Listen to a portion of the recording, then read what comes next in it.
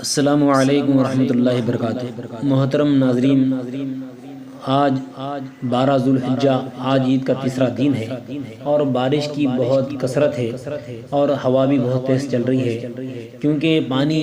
7 ذوالحجہ سے لگاتار چل رہا ہے اور کثرت سے ابھی تک چل رہا ہے،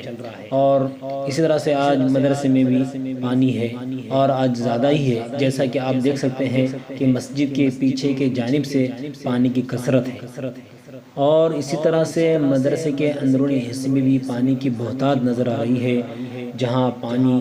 زیادہ ہونا چاہیے تھا، جیسا کہ ہمارے اس ادارے کی باوڑی میں تو وہاں پانی کی قلت نظر آتی ہے، لیکن یہ رب کائنات کا نظام العمل ہے جسے کوئی روک نہیں سکتا۔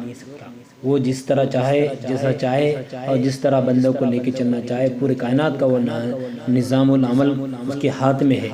آج پانی کی کثرت سے اور تیز ہوا کی وجہ سے مدرسے میں لگایا گیا درخت اور اب زمین پر گرا پڑا ہوا نظر آ رہا ہے۔ اللہ سے دعا ہے کہ اللہ تعالیٰ مدرسے کی ہر طرف سے، چاروں طرف سے حفاظت فرمائے اور اپنے حفظ و امان میں اس ادارے کو رکھے۔ آمین ثم آمین یا رب العالمین۔